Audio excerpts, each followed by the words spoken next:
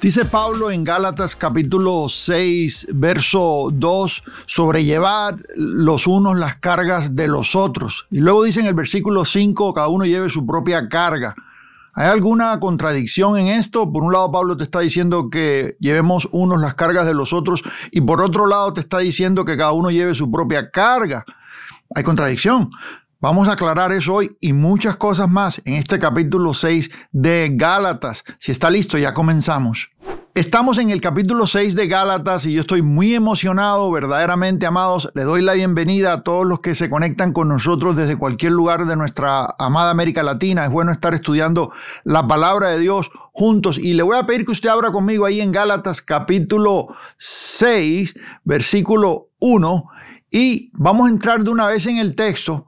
Dice el texto: hermanos, si alguno fuere sorprendido en alguna falta, vosotros que sois espirituales, restaurarle con espíritu de mansedumbre, considerándote a ti mismo, no sea que tú también seas tentado. Esto es un texto bastante cargado.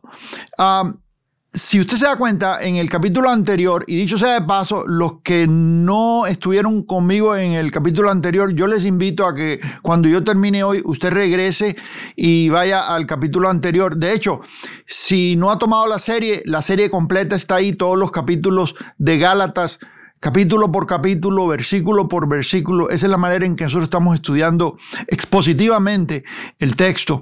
Y doy gracias a Dios, amados, verdaderamente, porque yo he estado viendo que en esta serie los testimonios que han estado llegando del crecimiento, la manera en que las personas nos dicen que están entendiendo la palabra de Dios, para nosotros es una bendición y un gozo recibir estos testimonios, verdaderamente. Si usted es nuevo con nosotros en la comunidad, déjenos saber ahí en el chat o en los comentarios para darle la bienvenida correctamente.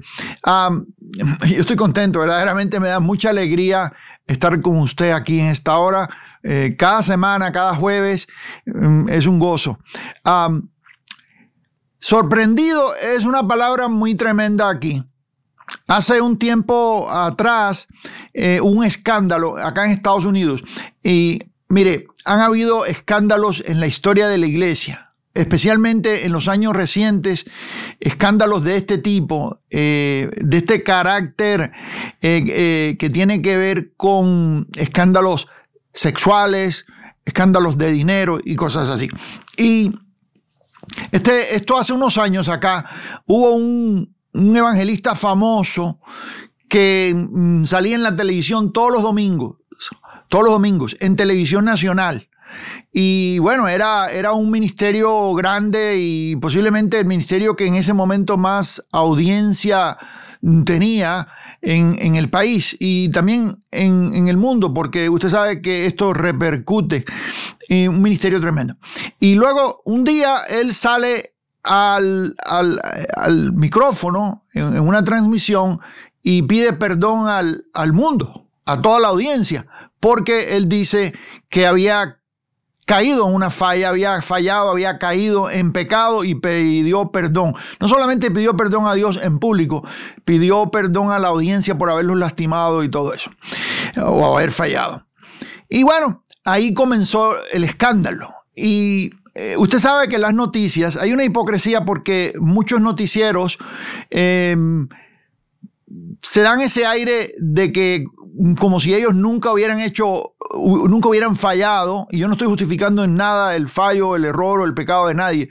Simplemente estoy diciendo que la prensa fue dura y la prensa, como decimos nosotros, barrió o trapeó el piso con este evangelista, porque en todas las noticias salía. Y bueno, ellos cada vez que hay un fallo, imagínense, ¿sabe? Porque como ellos están en tinieblas, para ellos señalar a un creyente que cae es como para ellos un trofeo, decir, mira, nosotros no somos tan malos, ustedes son peores, y ese tipo de cosas.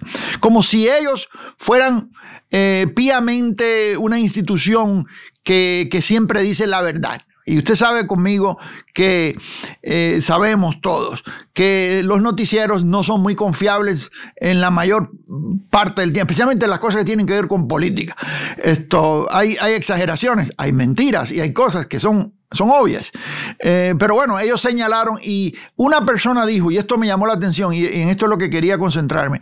Una persona dijo, bueno, la razón por la cual él pidió perdón en público es porque lo atraparon. Lo hallaron en la falta, fue sorprendido. Si no lo hubieran sorprendido, él hubiera seguido pecando en secreto y nadie se hubiera enterado. Es posible que eso hubiese pasado. Es posible que la persona, si no se lo hubiera descubierto, hubiera por un tiempo más, porque las cosas secretas son sacadas a la luz tarde o temprano, pero es posible. Pero lo interesante es que ellos dijeron, si no hubiera sido sorprendido, no hubiera pedido perdón. Como si cuando alguien es sorprendido, el pecado es mayor o hay alguna categoría en eso. Y es interesante que Pablo aquí comienza el capítulo 6 diciendo, hermanos, si alguno fuere sorprendido. Y lo que yo quiero decirle hoy es que de cualquier manera, si una persona fue sorprendida en una falta, en un pecado, o si no fue sorprendido, de toda forma, el pecado es pecado. El que cayó, cayó. Y si fuiste sorprendido o no fuiste sorprendido, de toda forma, hay restauración, hay perdón de Dios. Aunque haya sido un pecado premeditado, hay perdón de Dios, hay restauración. Y eso es lo que Pablo está tratando de comunicar aquí. Si fueres sorprendido en alguna falta, porque la mayor parte de las personas que cometen un pecado de esta índole fueron sorprendidos. Ahí está el rey David. David fue sorprendido. David no estaba diciendo nada de lo que estaba haciendo, él lo estaba manteniendo en secreto. Usted conoce la historia que David inclusive mandó a matar al esposo de Betsabé. Y lo puso a Urías, el capitán de su ejército, mandó una nota para que lo pusieran en la línea del frente y lo mataran.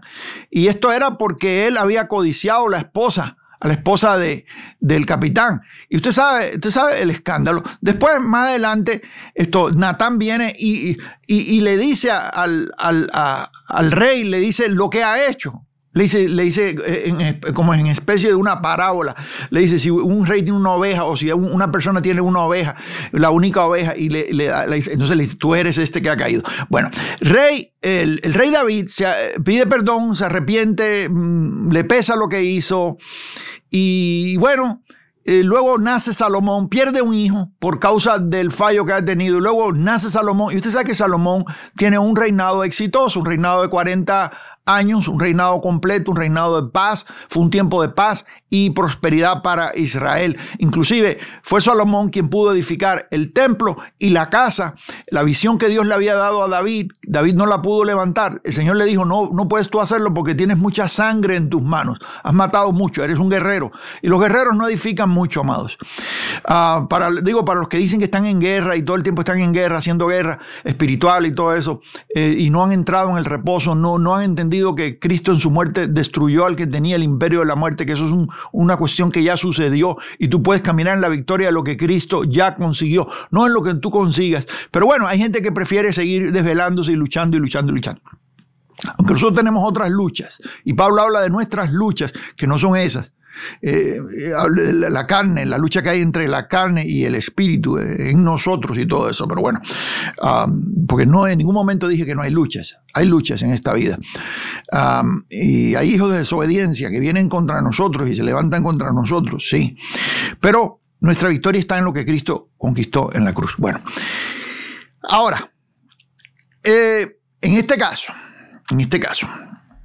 Salomón edifica la casa y el templo, desarrolla la visión que Dios le había dado a su padre, porque Salomón tenía un reinado de paz. Y cuando usted está en paz, usted puede edificar. Anótelo ahí. Cuando estoy en paz, puedo edificar. Cuando estoy en guerra, no puedo edificar. Las personas que tienen conflictos mentales, luchas mentales, todo el tiempo se cansan. Es una lucha que te cansa y no puedes edificar, no puedes desarrollar nada. En tranquilidad, en paz, en reposo, es como nosotros podemos avanzar en los asuntos del reino. Ahora, hermanos, si alguno fuere sorprendido en alguna falta, vosotros que sois espirituales, restaurarle en amor. Dice, con espíritu de mansedumbre. Claro que esto está en el contexto de amor y se lo voy a decir más adelantito. Dice, con espíritu de mansedumbre, dice, considerándote a ti mismo, no sea que tú también seas tentado. Y esto es porque tú también estás en riesgo. Sí, tú también estás en riesgo. El que quiera o piense estar seguro, mire y no caiga, dice el texto. Y es interesante que en el capítulo anterior nosotros nos dimos cuenta de que Pablo habló de las obras de la carne y habló duramente contra las obras de la carne. Y si usted se va un poquitito atrás aquí, en este versículo del capítulo anterior, por ejemplo, el versículo 20, vamos un poquito más atrás, 19 dice, manifiestas son las obras de la carne, que son adulterio, fornicación, inmundicia, lascivia, idolatría, hechicerías, enemistades, pleitos, celos,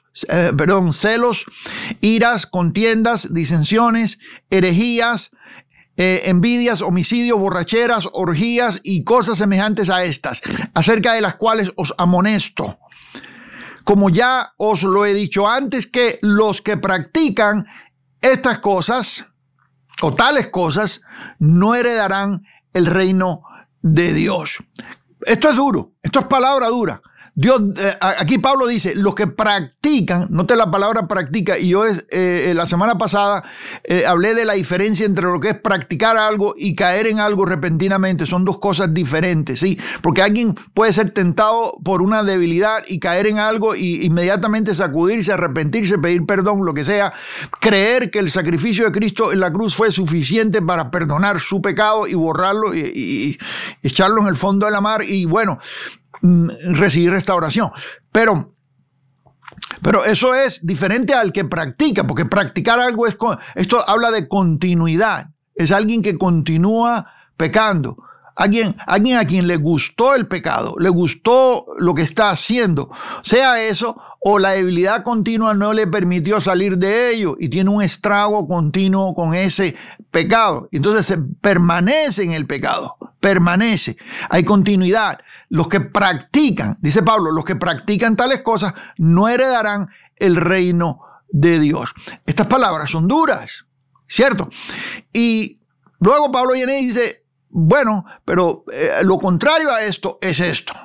Mas el fruto del Espíritu, en mayúscula, Espíritu Santo, es amor, gozo, paz, paciencia, benignidad, bondad, fe, mansedumbre, templanza. Contra tales cosas no hay ley. Note que hemos estado hablando de ley y gracia durante toda la carta, amados. El contraste entre ley y gracia. Eso ha sido central, ha viajado con nosotros durante todo este estudio, durante toda la carta. Y Pablo ha resaltado la doctrina de la justificación por fe durante toda la carta, que es central al tema de la carta. Verso 24, pero los que son de Cristo han crucificado la carne con sus pasiones y deseos. Diga conmigo, crucificado la carne. Note eso porque ahora en el capítulo 6, Pablo otra vez vuelve a mencionar lo que significa crucificar la carne. Ahora mire, en el capítulo 6, entonces Pablo, después que ha dicho, que ha hablado duramente contra personas que pecan, viene y dice, si alguno fuere sorprendido, no está hablando de alguien que permanece, no, el que permanece, claro, puede tener un punto en que pare.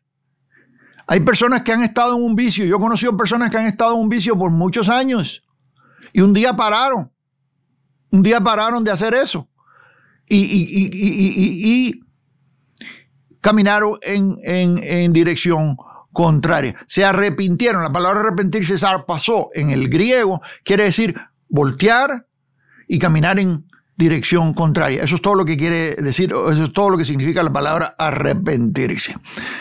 No son actos de culpabilidad, no nada de eso. Es simplemente voltear, es decir, reconocer que vas mal, voltear y caminar en dirección contraria. La gracia de Dios te permite hacer eso. Es la gracia de Dios lo que te empodera, lo que te da el poder para poder no pecar más. ¿Se acuerdan la mujer que fue hallada en el acto de adulterio? El Señor le dijo, ve y no peques más. Sí. ¿Dónde están los que te acusan? ¿Dónde están los que te condenan? No, ninguno. Pues yo tampoco te condeno. ve y no peques más. Porque el Señor no vino a condenar al mundo, dice el capítulo 3 de Juan, sino a que seamos salvos por medio de él. Ahora, si tú vienes al versículo 2, dice Pablo aquí entonces, sobrellevar los unos las cargas de los otros y cumplir así la ley de Cristo. La ley de Cristo, en este caso, está hablando de la ley del amor, porque en eso se resume la ley. Si usted se da cuenta, y vamos a poner esto dentro del contexto.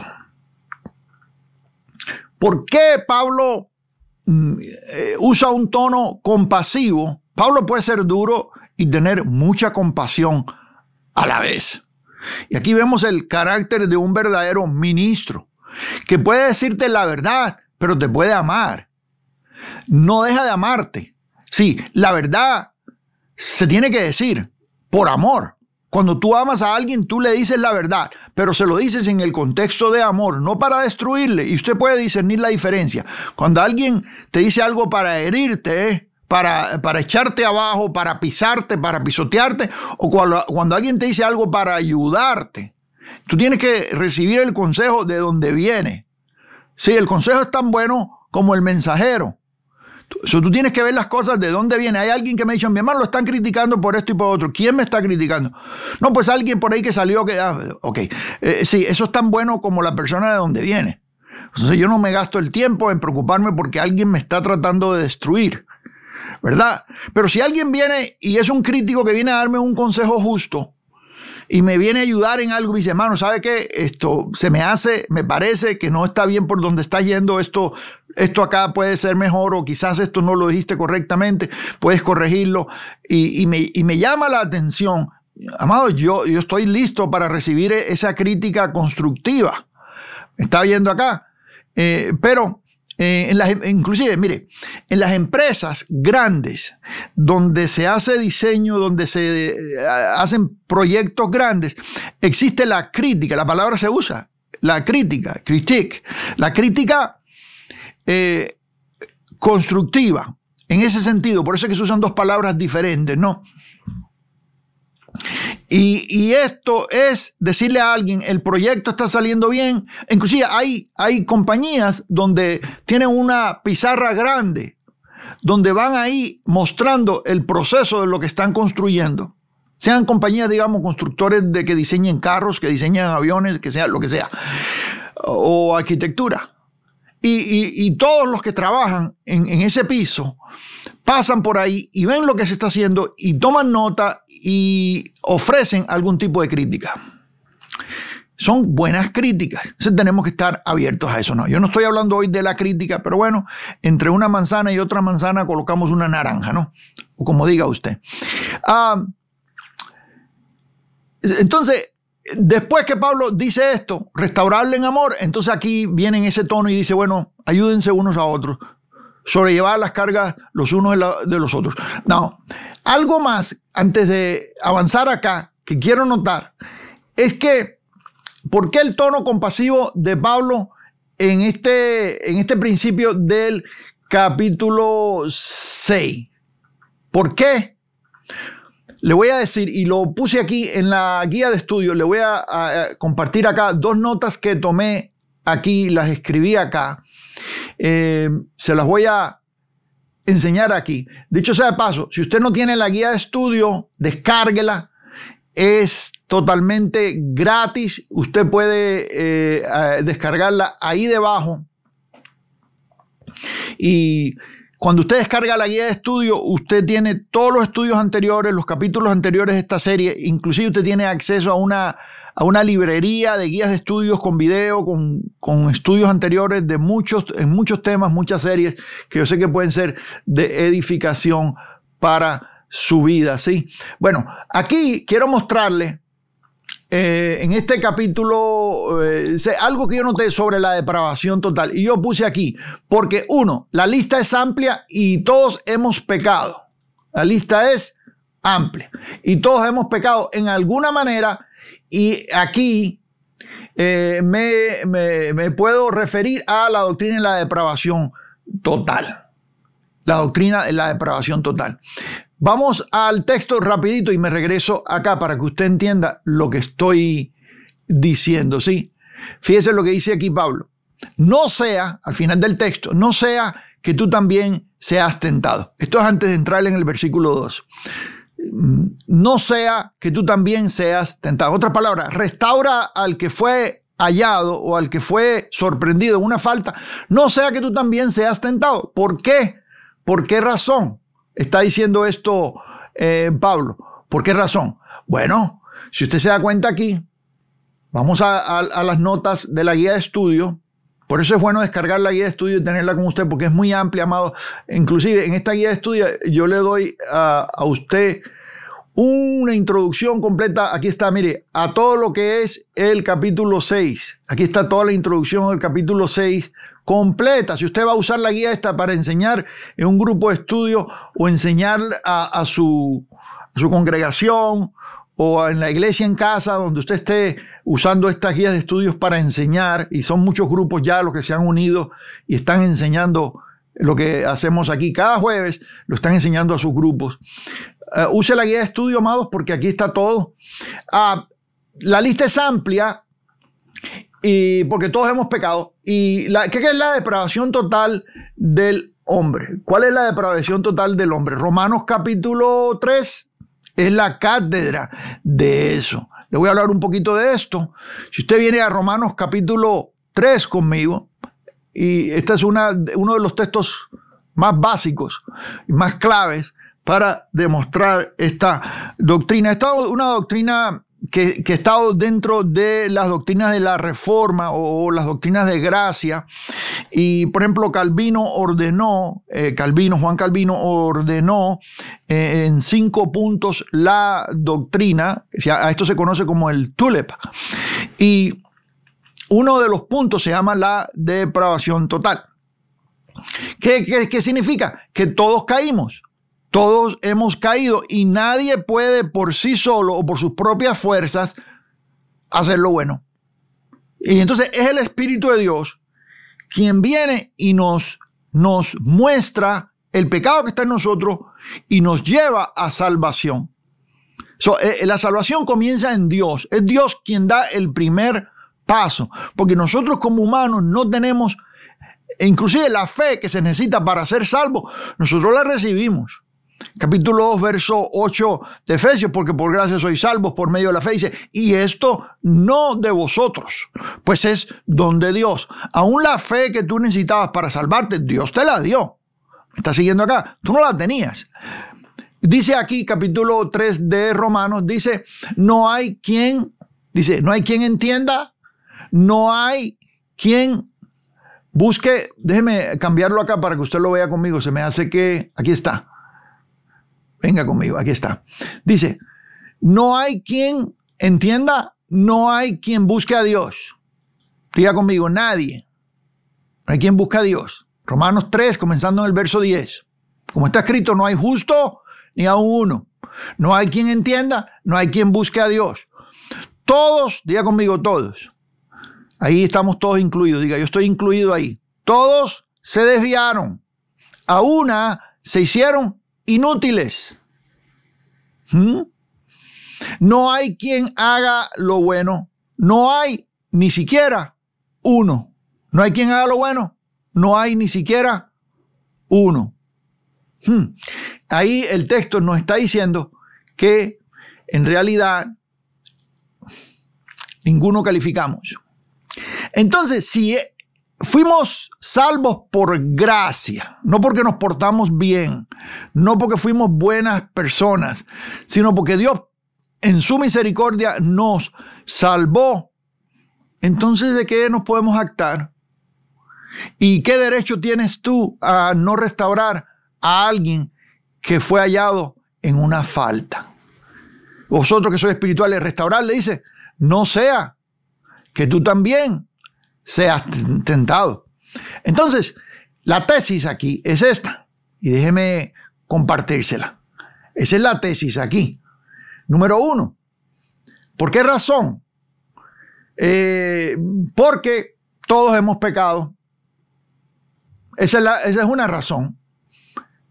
¿Por qué dice Pablo aquí no sea que tú también seas tentado? Porque tú estás en peligro también, amado. Eso es para que nadie se levante el cuello y diga, oh, que yo estoy súper santificado, yo soy la super santidad y yo no hago nada malo y yo nunca cometo falta. Eso, entonces estás tratando de ir en contra de lo que dice la palabra de Dios. Juan dice que si alguno dice que no ha pecado, miente. Que no tiene pecado, dice miente. Simplemente miente. Mira, el apóstol Pablo en el capítulo 7 de Romanos dice el pecado que mora en mí. 3 veces lo dice. El pecado que mora en mí. No, especifica, dice, esto es en mi carne, dice. Porque el querer hacer el bien está en mí, pero no el hacerlo. Si Pablo te está diciendo eso, entonces ¿cómo vas tú a estirarte el cuello y decir, oh no, pero es que yo estoy en santidad. Yo no toco eso, yo no hago esto, yo no toco eso, yo no me meto acá. Yo soy súper santo. Eso es hipocresía. Eso es jactancia. Y esa es la jactancia de la ley, amado. El legalista es orgulloso. El legalista se jacta en su iglesia. Aquellos que dicen que están en súper santidad siempre están jactando de que son mejores que tú porque ellos ayunan más, ¿verdad? O guardan ciertas reglas o se abstienen de ciertas cosas. Hay fariseísmo en eso. Ahora, número 2, porque todos podemos ser tentados. Diga conmigo, todos podemos ser tentados. Todos estamos en peligro de caer en desobediencia y todos necesitamos la gracia de Dios. Diga conmigo, yo necesito la gracia de Dios. Y le voy a llevar al texto se lo voy a abrir aquí más grande. Gloria a Jesús, aquí está.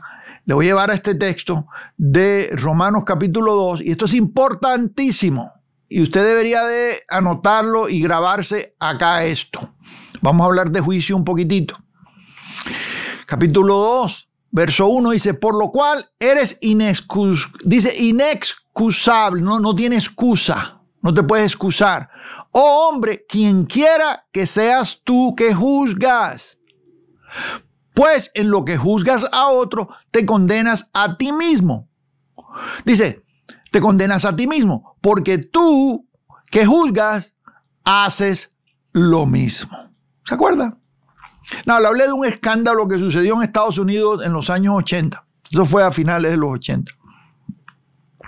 Esta persona que cayó en pecado y tuvo este escándalo público, a quien yo estoy seguro que el Señor después lo perdonó, inclusive lo restauró y hoy en día tiene un ministerio inmenso y sigue sirviendo a Dios y una extensión en diferentes naciones y todo eso. Yo no soy quien para juzgar eso. Pero esta persona, unos días antes de este evento de que salió públicamente a confesar su pecado, unos días antes había salido y públicamente había juzgado a otro ministro que había caído, a otro ministro nacional. Hubo un escándalo unos días antes o unas semanas antes, algo así, de otro personaje de televisión, y este salió en público y dijo que era un cáncer y que había que erradicarlo, un cáncer que había en la iglesia y había que erradicarlo. Yo recuerdo las palabras, que sí, que juzgó públicamente a alguien que había caído en lugar de restaurarlo. Luego él fue descubierto en pecado y fue el escándalo. Por eso dice el texto, amados, dice inexcusable, oh hombre, quien quiera que seas tú que juzgas. Pues en lo que juzgas a otro, te condenas a ti mismo, porque tú que juzgas, haces lo mismo. Entonces, con ese precedente, nosotros tenemos que caminar en temor de Dios, ¿verdad? Y si Dios te está usando grandemente y tu ministerio está creciendo y cosas buenas están pasando en tu vida, tú tienes que estar tranquilito y no hablar muy fuerte. ¿Me está siguiendo acá? Mire, yo he tenido una regla y se la voy a compartir con mis hijos. Le voy a decir algo que mi esposa y yo hemos hecho y hemos tenido nosotros mucho cuidado en esto. Y se trata de los seminarios de familia y de matrimonio. Y nosotros, por la gracia de Dios, llevamos décadas ya sirviendo a Dios. Ya pasamos 3 décadas, estamos en nuestra 4ª década de matrimonio. Por la gloria de Dios, por la gracia de Dios, que Dios nos ha sostenido para poder criar hijos, levantar familia. Eso es por la misericordia de Dios que ha sido bueno con nosotros. Nuestros hijos nos dicen, ¿cuál es el secreto para un matrimonio largo y que funcione, ellos nos preguntan a nosotros. Es una palabra muy difícil de responder. Nosotros le decimos a ellos, bueno, es que yo creo que ha sido la misericordia de Dios. Dios está en el centro de nuestro matrimonio. No es un matrimonio de 2 personas, es un matrimonio de 3 personas. No se me asuste, pero es correcto. Porque Jesús está en el medio. Es el centro y es lo principal. Y cuando Él está en el centro del matrimonio y hay temor de Dios, entonces por amor al Señor o por temor al Señor, tú vas a hacer las cosas que son correctas. ¿Me estás siguiendo? Pero en cuanto a fórmulas, no, tenga cuidado con eso. Hay gente que le dicen 3 fórmulas para esto, 3 pasos para que un matrimonio aquí, 5 pasos para acá.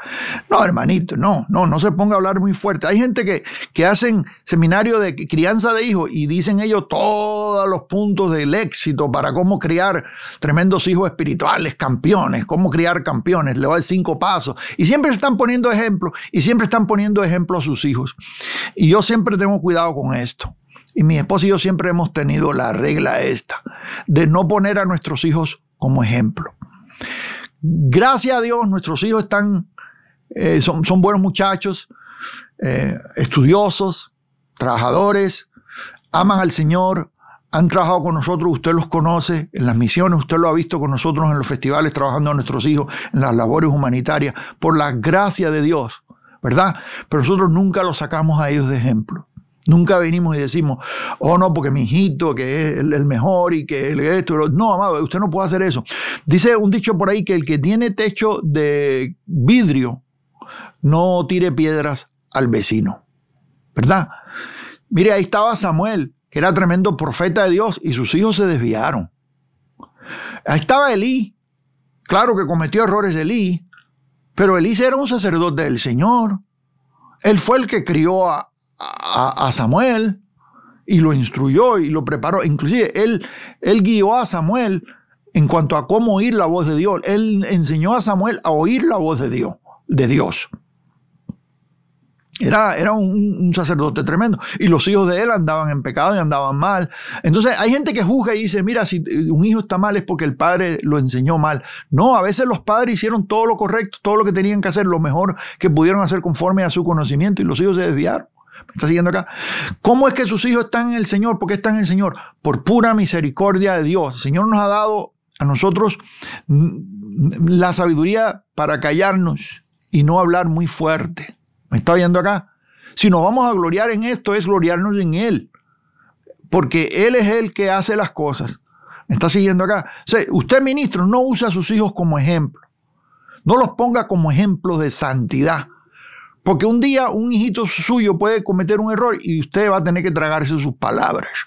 Mejor estés tranquilo. Y no esté poniendo su matrimonio como ejemplo todo el tiempo de que nosotros tenemos... usted entra a Facebook o cualquiera de las redes sociales y es increíble la gente cómo se ama. No, que es la mejor esposa. Mira, allá hubo una pareja que vino para que yo los aconsejara. Y se estaban tirando los platos en la cabeza. No sé si usted entiende ¿cómo se llama? El modismo ese. Pero... se llevaban mal, se peleaban, a veces hasta un poquito violentos.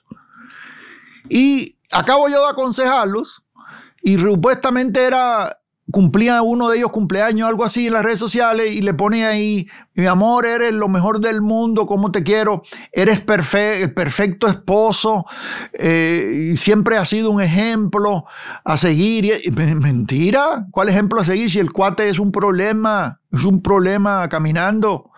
Pero la gente en las redes sociales son así. Luego alguien lee eso y dice, ay, yo quisiera tener un matrimonio como el de ellos. No, es que usted no los conoce. Si los conociera, usted no quisiera tener ningún matrimonio como nadie. Pero la gente alardea, la gente se jacta. Y en las redes sociales todo el mundo está enamorado. Ay, mi amor, el esposo perfecto, la esposa perfecta, cómo te quiero, tu ejemplo, y eres una persona increíble y nunca has fallado. Y entonces el matrimonio joven que está empezando y tiene problemas y tiene dificultades, están tratando de ajustarse, leen eso y se desaniman. Es como la gente que todo el tiempo está poniendo fotos de que se van de vacaciones. Y usted los ve y tienen una vida perfecta.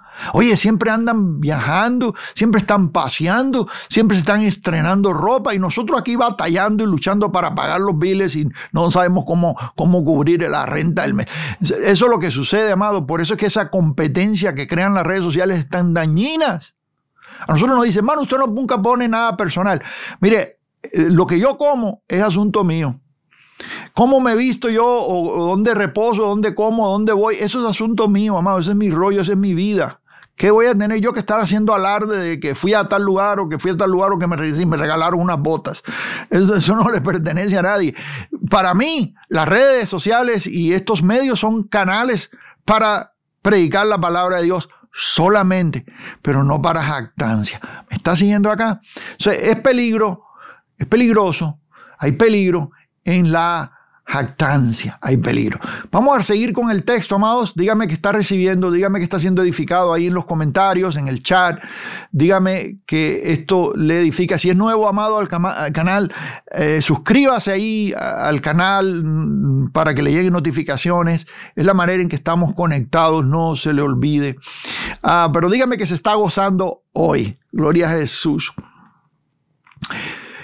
Verso 2, sobrellevar los unos las cargas de los otros y cumplir así la ley de Cristo. Esto lo voy a decir en contraste al versículo 5 más adelante, donde dice, porque cada uno llevará su propia carga. Y parece como si Pablo se estuviera contradiciendo aquí. Por un lado te dice que llevemos las cargas los unos de los otros, y por otro lado te dice que cada uno lleve la suya. ¿Qué es lo que está diciendo Pablo? ¿Por qué esto parece una contradicción? No hay contradicción, le voy a explicar lo que está diciendo el texto, ya voy para allá, pero déjeme ir paso a paso aquí. Dice la palabra aquí, sobrellevar. Diga conmigo, sobrellevar los unos, las cargas de los otros y cumplir la ley de Cristo. Sí, Pablo nos instruye a ayudarnos mutuamente con nuestras cargas y dificultades. Al hacerlo estamos cumpliendo la ley de Cristo. ¿Y cuál es la ley de Cristo? Bueno, usted se va a Mateo, por ejemplo, y Jesús le dice ahí cuál es la ley de Cristo. Sí, amarás al Señor con toda tu fuerza y amarás a tu prójimo como a ti mismo. La ley del amor se resume en cumplir la ley del amor. Sí. Entonces, nosotros somos llamados a caminar en amor. Por eso es que este texto enlaza con el otro. Sí, porque tú puedes, a alguien que ha sido sorprendido de una falta, tú lo puedes restaurar porque hay amor de Cristo en ti para hacerlo, porque es lo que haría el Señor, amados. Es lo que hace el Señor. Váyase a Jesús, a los días de su carne, y usted va a ver cómo el Señor lidiaba con los pecadores. Los perdonaba, los levantaba, se sentaba a comer con ellos. Le decían, lo acusaban los religiosos de que él era amigo de pecadores. Mire eso, qué cosa tan tremenda. Para un religioso, hoy en día hay gente en las iglesias que dicen, yo no me junto con pecadores.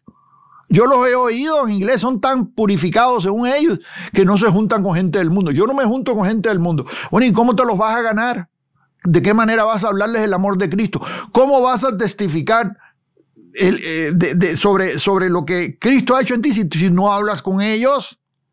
¿Cómo le haces en el centro de trabajo? Es que yo no me junto con pecadores. ¿De veras? Pues Jesús sí se juntaba con pecadores. No se juntaba a hacer lo que ellos hacen. No me malentienda. No se juntaba a hacer sus cosas. O sea, pero sí él venía, mira, una boda, ahí están las bodas de Canaán. Ahí viene el Señor. Estaba en la fiesta. Cuando se necesitó, hizo un milagro. Mostró su amor y su compasión. ¿Me está siguiendo acá? Eso lo vemos una y otra vez y otra vez.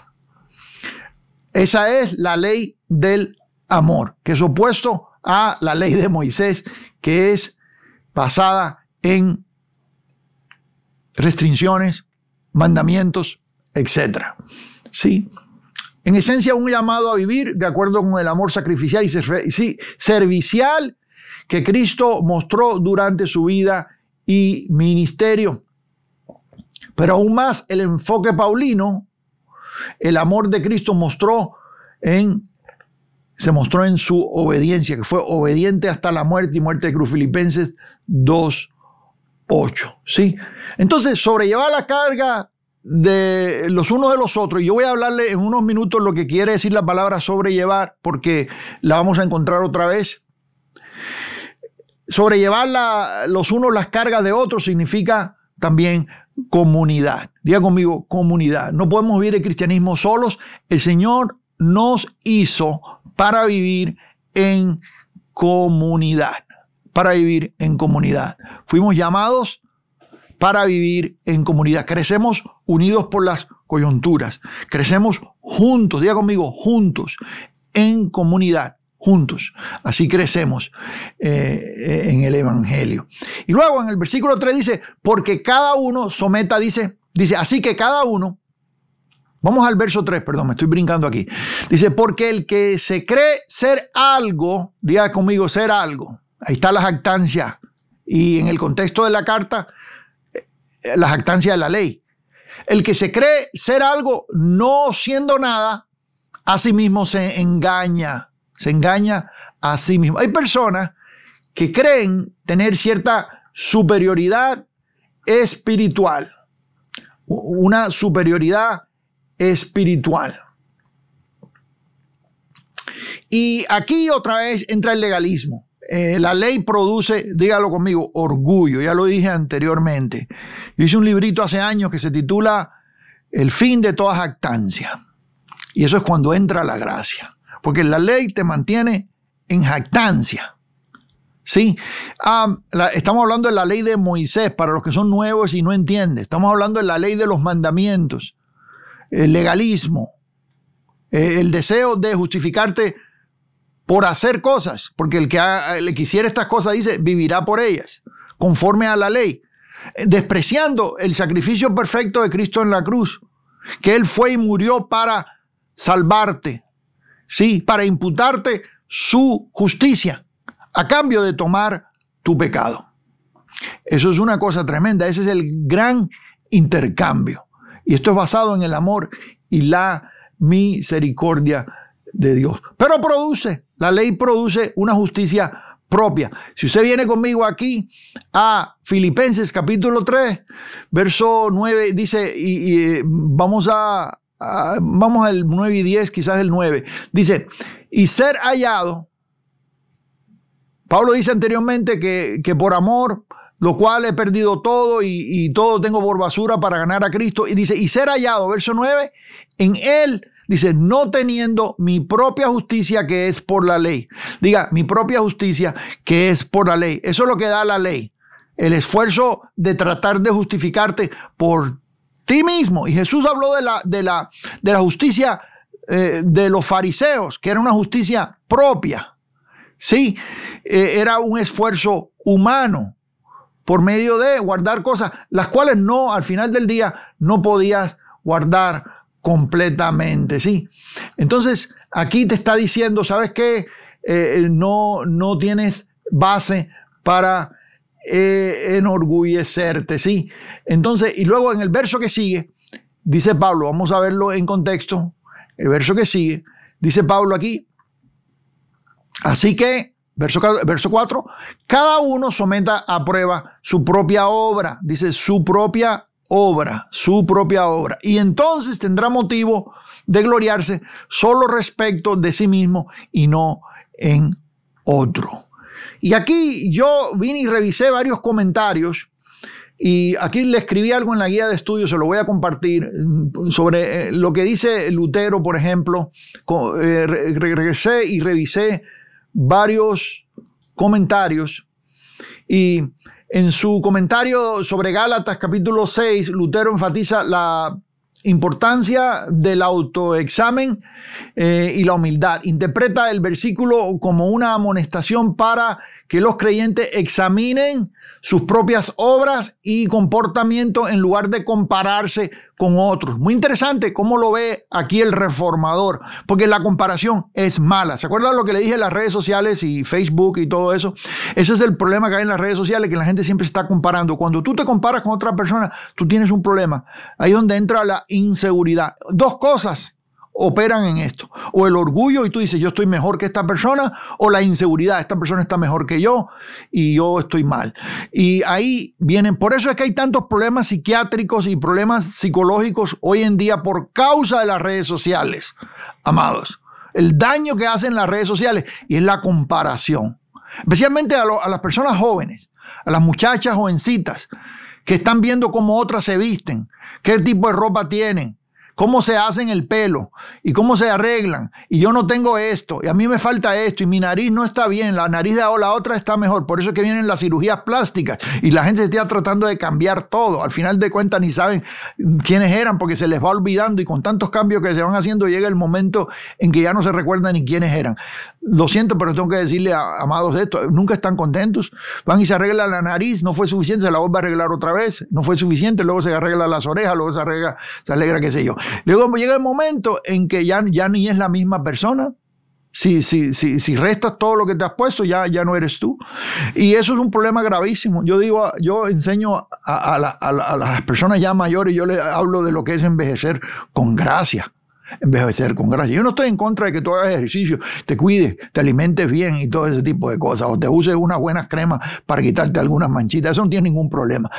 Pero cuando tú empiezas a cortar y a quitar cosas y a poner cosas de plástico y cosas que son ajenas al cuerpo, y todo es porque quieres estar a la altura de alguien.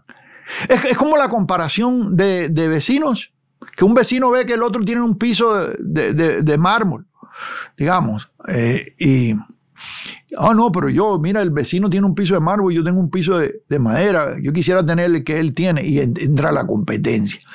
O entre parientes, que alguien en una casa tiene algo mejor que el otro quiere tener lo que aquel quiere porque aquel tiene algo mejor. Entra la competencia. Amado, la competencia es mala en todos los aspectos. Qué tremendo que hace 500 años el reformador ya está notando esto. Y dice aquí, Lutero argumenta que tales comparaciones pueden llevar al orgullo y a la autosuficiencia, lo cual es contrario al espíritu del evangelio. Como le dije anteriormente, dos cosas pueden pasar. Una, o te comparas con alguien y te sientes mejor que ellos y eso te trae orgullo, o te sientes menor que ellos y eso te trae inseguridad. Las dos cosas traen infelicidad. Las dos cosas traen dolor.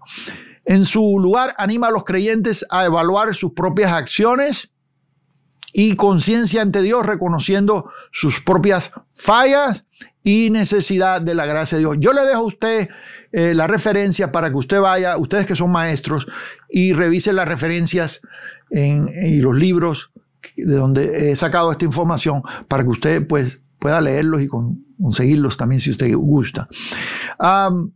Calvino tiene un comentario también en el versículo 4, destaca la importancia de la responsabilidad personal y la autoconciencia.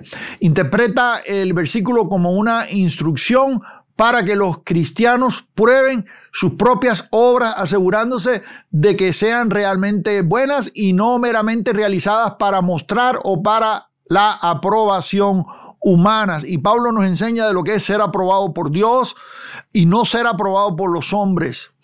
Calvino subraya que el autoengaño y la hipocresía son los peligros que los creyentes deben evitar. Al examinar sus propias acciones, los cristianos pueden mantener un andar sincero y humilde con Dios, enfocándose en su propio crecimiento espiritual en lugar de juzgar a otros. En lugar de juzgar a otros. Ahí está. No es nuestro lugar estar juzgando. No es nuestro lugar estarnos comparando. ¿Me está siguiendo acá?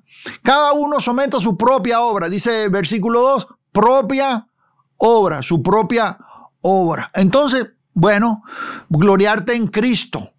Motivo de gloriarte respecto a sí mismo, dice, y no en otro. En otra palabra, en este palabra no es exaltarte, es darle gloria a Dios. Gloriarme en Él es darle gloria a Dios. ¿Sí? Porque entonces dice el versículo, déjeme rapidito hacer algo aquí.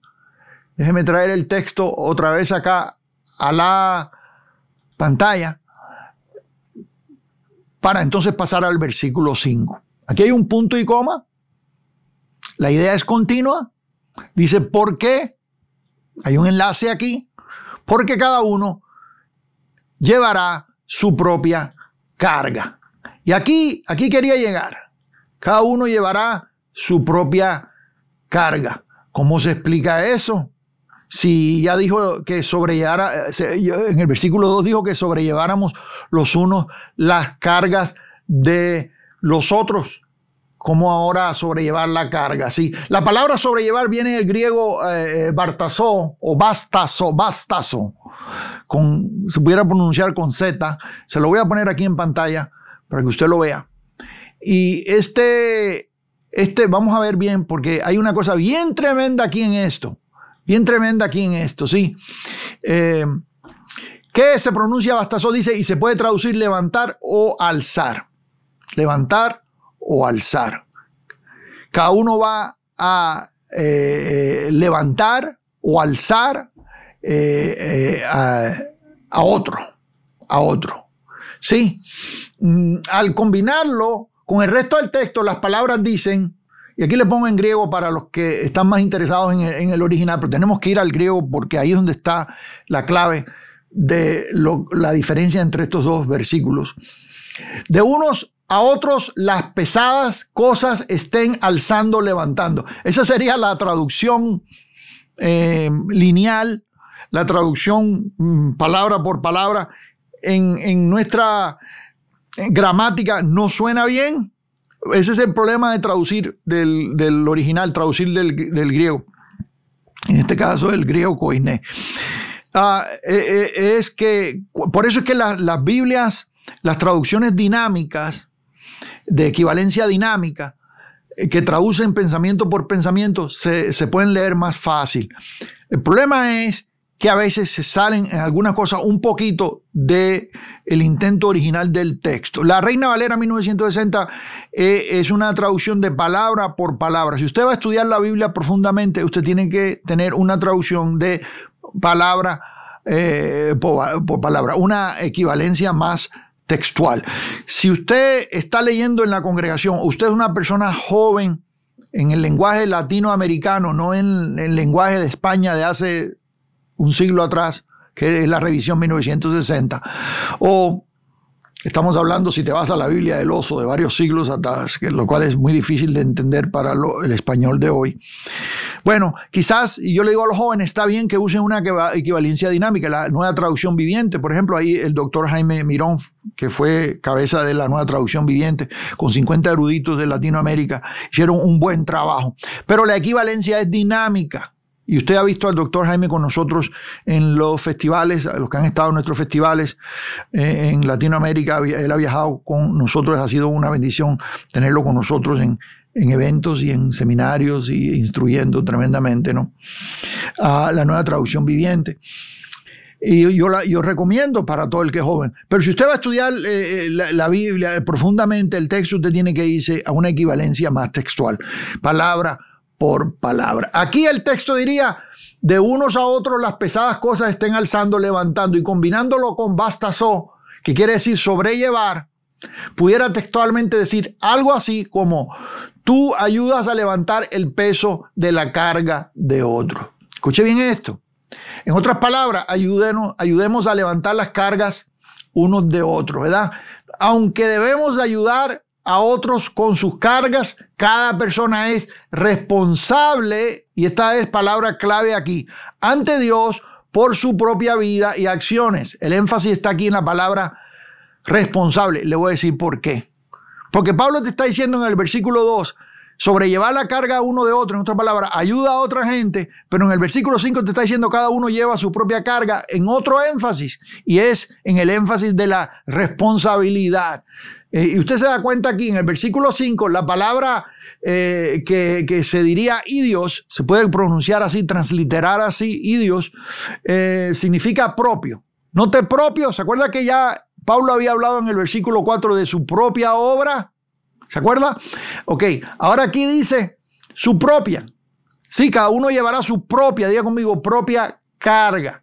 En otras palabras, esta palabra idios del griego significa propio de uno, o vuestros negocios o privado. En otras palabras, tú te haces cargo de tus negocios, tú te haces cargo de tus asuntos. En otras palabras, tú puedes ayudar a otros a llevar sus cargas, pero tú eres responsable por la tuya. La carga tuya no es responsabilidad de otros.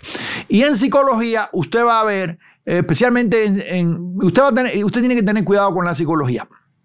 Para empezar, usted tiene que tener cuidado con la psicología moderna, porque a veces la psicología moderna está centrada en el ser humano. En psicología pastoral existe esta ciencia que se llama direccionismo, donde tú comparas el problema que tiene una persona que se deprime, que tiene ansiedad, todo eso, lo comparas con el hombre perfecto que es Cristo Jesús, que no tenía complejos, que no tenía inseguridades. Jesús no tenía complejos, Jesús no tenía inseguridades. Se entristeció y todo eso, porque vivió como ser humano, pero nunca dejó de ser Dios. Pero Jesús era la persona que tú quieres ser. Sí, es la imagen del hombre perfecto. En psicología, en direccionismo, lo que tú haces es cuando una persona tiene problemas y tú le vas a aconsejar, tú vas a tomar a esa persona y llevarlo y acercarlo lo más que tú puedas a la imagen de Cristo. Direccionar. En otras palabras, en dirección a Cristo. Y la idea de un psicólogo cristiano, entre comillas, porque la frase puede ser puede traer mucha equivocación, yo prefiero decir un consejero en lugar de psicólogo, pero bueno, el trabajo de un consejero es llevar a la persona a Cristo. Al final del día es llevarlo a Cristo. ¿Me está siguiendo acá? No subir tu estima en tu propio valor. ¿Me está siguiendo acá? Porque a veces terminan exaltando a la persona. Como la frase popular de hoy en día de que tienes que amarte primero tú y primero ponerte tú y que amarte a tú mismo y siempre te estás poniendo tú primero y tú primero y tú primero. Eso no es lo que enseña la Biblia. La Biblia dice que pongamos a otros primero. En otras palabras, que amemos a otros. Que no nos pongamos nosotros primero. Hay egoísmo en ponernos nosotros primero. Y la psicología moderna está torcida en eso. Por eso hay que tener discernimiento y cuidado. Cuando usted trae un psicólogo a predicar a la iglesia, tiene que tener cuidado porque a veces le están metiendo una cantidad de cosas que no son bíblicas. Y eso abunda hoy en día en las iglesias. Hay mucha psicología en el mensaje del domingo en la mañana hoy en día. Y es psicología secular. Es humanista. Hay humanismo secular en esto. ¿Me está siguiendo acá? Usted tiene que discernir estas cosas, amados. Gloria a Jesús. Pero bueno, volviendo al texto otra vez, y es lo que más me interesa hoy en día, porque aquí lo que estamos haciendo es ir al texto. Sí, cada uno llevará su propia carga, quiere decir que tú eres responsable por tu propia carga. Vamos a poner estos dos en balance. El versículo 2 dice, sobrellevar los unos las cargas de los otros. Tú ayudas a otros con sus cargas. Tenemos el llamado como comunidad, como iglesia, de ayudar a otros con sus cargas. Eso es bíblico. Eso demuestra el amor de Cristo. Más adelante Pablo nos va a hacer énfasis en lo que es la familia de la fe, principalmente a la familia de la fe. No me quiero adelantar. Pero en comunidad, tú en la iglesia, si un hermano está sin trabajo, tú le ayudas a buscar trabajo. Si no tiene que comer, tú le ayudas con alimentos mientras que consiga trabajo. Si un hermano está enfermo y no tiene medicina, tú ayudas con otros de la congregación a conseguirle medicina para poderlo ayudar. Eso es lo que es comunidad, amado. Eso es lo que es iglesia, cuidarnos los unos a los otros. ¿Me está siguiendo acá? Unos tener cuidado de los otros. La iglesia primitiva cuidaba a las viudas, cuidaba a los huérfanos, a los pobres. Hoy en día, con el nuevo, famoso falso evangelio de la prosperidad, lo que hacen es quitarle a los pobres en lugar de darles. El predicador le dice a los pobres, dé lo que tiene, porque Dios le va a dar un milagro y cuando usted llegue a su casa allá va a encontrar que ahí va a estar el milagro, y le dicen cosas así. Y personas dan sus ahorros y lo poco que tienen lo dan y luego tienen problemas por culpa del predicador que les prometió que si daban todo lo que tenían, Dios le va a dar algo. Y lo que esos predicadores hacen es quitarle a los pobres para enriquecerse ellos. ¿Me está siguiendo acá? Y esa es la diferencia. Ese es el falso evangelio moderno de la prosperidad, donde en lugar de darle a los pobres, le quitan a los pobres. En la iglesia primitiva no veíamos eso. Las finanzas de la iglesia. Yo tengo ahí una serie, amados, tengo un seminario acá en el canal que se llama Finanzas de la Iglesia en el Nuevo Pacto. Búsqueselo, léalo, descargue el librito, es un librito gratis, ahí lo va a encontrar. Mire, en la finanza de la iglesia, en el Nuevo Pacto, usted encuentra a Pablo, que cuando recogía dinero, primero no pasaba platos, no pasaba una bolsa para que la gente, o un sombrero para que la gente echaran dinero, porque eso es como intimidar a la gente y forzarlos a que den. Cuando usted le pasa un plato por delante en la iglesia, a usted lo están intimidando. El que no quiere dar, no siente en su corazón dar o no propuso en su corazón dar, ahora tiene que dar por pena porque lo están viendo, lo están mirando. ¿Me está siguiendo acá? Eso no debe ser así. Pablo dice, cuando cada uno según haya prosperado, ponga aparte algo para que cuando yo llegue, dice, no se recojan ofrendas. A Pablo no le gustaba recoger ofrendas en público. Ponga algo aparte, alguien según haya prosperado. Y también cada uno dé según proponga o como proponga en su corazón. En otras palabras, tú propones en tu corazón lo que vas a dar. ¿Me está siguiendo acá? Y usted se da cuenta que cuando recogían ofrenda, ¿para qué era? Pablo dice específicamente para los pobres que están en Jerusalén, Entonces, ese era el trabajo de la iglesia primitiva. Recoger ofrenda para ayudar a los pobres, para ayudar a los ancianos, a las viudas, a los que tienen necesidad. ¿Sí? En eso estamos sobrellevando los unos las cargas de los otros. Sin embargo, tus negocios, tus asuntos, tus preocupaciones son tuyas. Entonces viene el verso 5 y dice Pablo, cada uno llevará su propia carga. Aquí hay individualismo. Hay comunidad por un lado y hay individualismo en el otro. ¿Se da cuenta que los dos extremos son malos? Hay culturas que dependen totalmente en lo que es comunidad y hay culturas que dependen totalmente en lo que es individualismo. Acá en el norte hay mucho individualismo y poca comunidad. La gente son individuales, aquí a la gente los animan a forzarse por sí solos y que hagan todo solo ellos y que ellos triunfen solos. Es un mensaje muy fuerte acá en el norte. ¿Me está siguiendo acá? Y a veces la práctica de comunidad. Sí, en los últimos años ha habido un movimiento de acercar a las iglesias a este sentimiento de comunidad muy fuerte y es bueno, algo que ha estado pasando en este aspecto. ¿Sí? Y el verso 6 dice, el que es enseñado en la palabra, haga partícipe de toda cosa buena al que lo instruye. Hay algo muy tremendo en esto y hay varios textos que respaldan esto. ¿Qué quiere decir aquí Pablo? Mire, yo estuve revisando el comentario de algunos teólogos al respecto. Porque este ha sido un versículo mal usado en la iglesia. Muy tremendamente mal usado. Especialmente por los famosos predicadores de la prosperidad, del evangelio o el falso evangelio de la prosperidad. Dicho sea paso, yo tengo un video acá dedicado en el canal al falso evangelio de la prosperidad. Yo tengo un video ahí que hablo de si es correcto que un pastor reciba salario o no. Todo eso yo lo tengo acá en el canal, usted lo puede encontrar. Sí, pero cuando usted viene conmigo, aquí, cada uno llevará sus propias cargas y el que es enseñado en la palabra haga partícipe de toda cosa buena al que lo enseña. Aquí algunos predicadores, por ejemplo, yo tengo una cita aquí de Piper, quizá usted no lo conozca, es un teólogo moderno, reformado, ya está mayor de edad, es uno de los pocos teólogos vivos que tenemos hoy en día. Hoy en día la gente se pone el título de teólogo muy fácil. A mí me preocupa eso, amados. Hace poco un muchacho me escribe una carta aquí, dice que él era teólogo, un mocoso, un muchachito que es un peladito que apenas está empezando y ya se puso el título de teólogo porque dice que está estudiando teología. Amado, yo he escrito bastante teología, llevo años haciéndolo, llevo más de 40 años sirviendo a Dios en el ministerio. Yo no me pongo el título de teólogo, son palabras mayores. Y yo he escrito teología, mira, aquí está Teología Sistemática para Latinoamérica. Aquí está este libro que usted ve aquí, tiene 780 páginas. Mire, todo lo que es la teología sistemática. Llevo años trabajando en esto. Usted me pregunta a mí si tengo el título de teólogo y le digo, no, hombre, no, eso son palabras mayores. ¿Cómo que título de teólogo? Para nada. Son palabras mayores. Aquí le voy a hablar de uno que yo considero que es un teólogo moderno. Han habido pocos. Había un hermano llamado R.C. Sproul, ya murió hace poco, de la Florida. Vivía en la Florida en los últimos años, creo.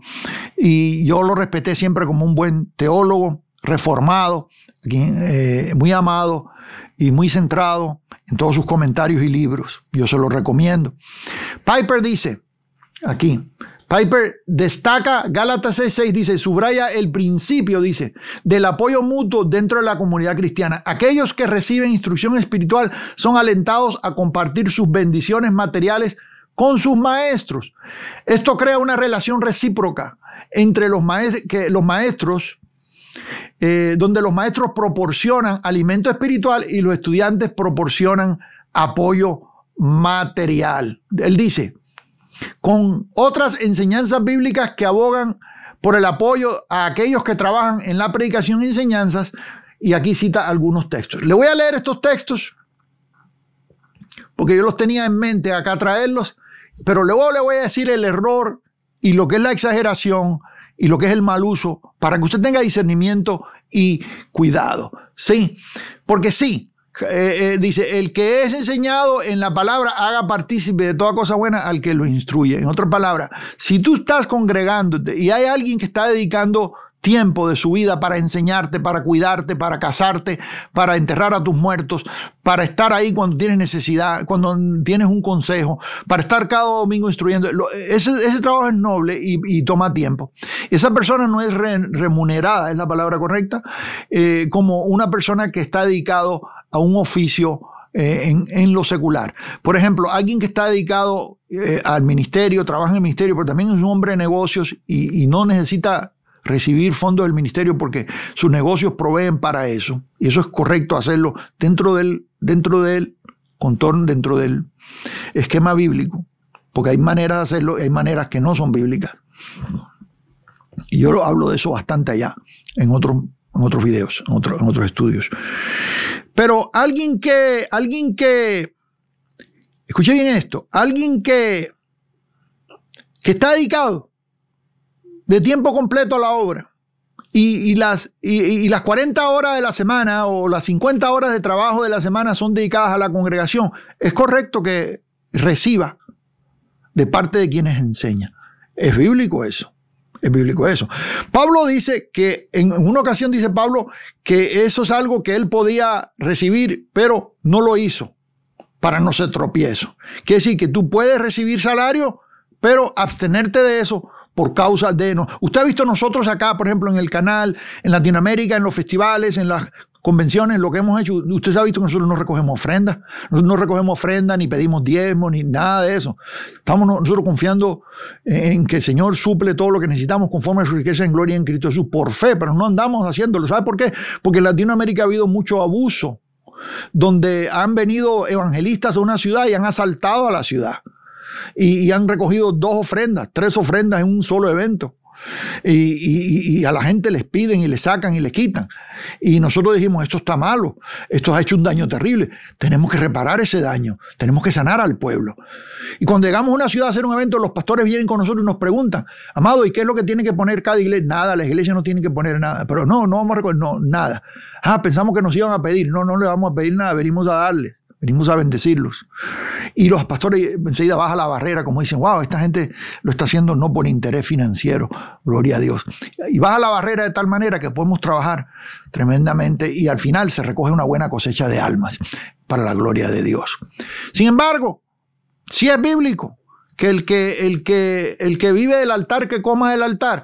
Aquí dice, y lo tengo en la guía de estudio, 1 Corintios 9:14 dice, así también ordenó el Señor a los que anuncian el evangelio que vivan del evangelio. Dice la palabra ordenó. Aunque Pablo dice yo me voy a abstener, pero él mismo dice aquí. Está hablando aquí del texto antiguo, dicho sea de paso, está haciendo una cita, está trayendo una cita antigua aquí. Dice en 1 Timoteo, el mismo Pablo, y estamos dentro de Pablo, capítulo 5, verso 17 al 18, dice Pablo, los ancianos que gobiernan bien, aquí hay ¿cómo se dice? Calificativo. Los ancianos que gobiernan bien sean tenidos por dignos dice, de doble honor. Mayormente los que trabajan en predicar y enseñar. Diga conmigo, predicar y enseñar. No habla de ministros de música que vivan tiempo completo en el ministerio, no habla de ministros de ayuda que vivan con tiempo de ministerio, no habla de otro montón de cosas, de oficios que han inventado hoy en día, de gente que vive del evangelio. No, dice los que trabajan en predicar y enseñar. Pues la escritura dice, no pondrás bozal al buey que trilla, y digno es el obrero de su salario. No, estos versos su pastor ya se los sabe de memoria y él le ha estado hablando de ellos en la congregación. Yo estoy seguro de eso porque yo lo he visto en toda Latinoamérica, donde estos textos son pronunciados todo el tiempo. Los pobres pastores a veces tienen que justificar con pena lo que están recibiendo. Yo los veo cuando van a recoger la ofrenda, como lo hacen con mucha pena, intimidados a veces, y tienen que estar todo el tiempo defendiendo de que es legal que ellos reciban algo. Me duele ver eso porque verdaderamente algunos sufren. Y la mayor parte, yo les voy a decir una cosa, hay ladrones, hay pastores aprovechados que se han enriquecido en Latinoamérica por causa de las ovejas, pero no es la mayoría, amados, es un número pequeño. Lo que sucede es que son famosos y tienen congregaciones grandes y resaltan. Pero yo conozco cientos y cientos y cientos de pastores que luchan, batallan para poner pan en la mesa. Y sus hijos pasan trabajos. De hecho, muchos hijos están resentidos con sus padres porque han tenido necesidades en su vida, necesidades económicas por causa del ministerio. Y el padre le dice, mijito, no te puedo comprar los zapatos porque yo soy predicador y como sirvo a Dios, pues no, o te tengo que comprar unos zapatitos más viejos. Y los hijos sufren y se resienten. Y eso es uno de los problemas que tienen que padecer los pastores en nuestra América Latina. Y eso es muy difícil. ¿Me está siguiendo acá? Sin embargo, hay algunos que sí son aprovechados. Y Pedro aquí habla bien tremendamente. Qué tremendo que yo le hablé la otra vez y le está hablando de Pedro. Si usted se da cuenta del capítulo 2, de lo que es el evangelio de la circuncisión, la incircuncisión. Pedro para la circuncisión, Pablo para la incircuncisión, los dos apostolados. Y hablé de hermenéutica y cómo recibir el evangelio siendo usted gentil, primordialmente, primero por los escritos de Pablo. Pero Pedro tiene cosas muy sabias que decir. Y este Pedro, aquí en la segunda carta de Pedro, ya es un Pedro viejo, es un Pedro experimentado, es un Pedro que ha sufrido, que ha padecido, y es un Pedro que ha estudiado a Pablo. Y hay evidencias de esto. Mismo Pedro dice que lo que escribe Pablo es difícil de entender. Fíjense nomás. Este es un Pedro que estudiaba a Pablo. Y Pedro, nosotros lo vemos al final de sus días en su ministerio ya mayor, cómo hace énfasis en la gracia de Dios, predicando la gracia de Dios. Pedro dice aquí en 2 de Pedro, capítulo 2, verso 2 al 4. Vamos a leer rápido. Dice, y muchos seguirán sus disoluciones por causa de los cuales el camino de la verdad será blasfemado. Y por avaricia harán mercadería de vosotros. Esto es profético. Harán mercadería de vosotros con palabras fingidas.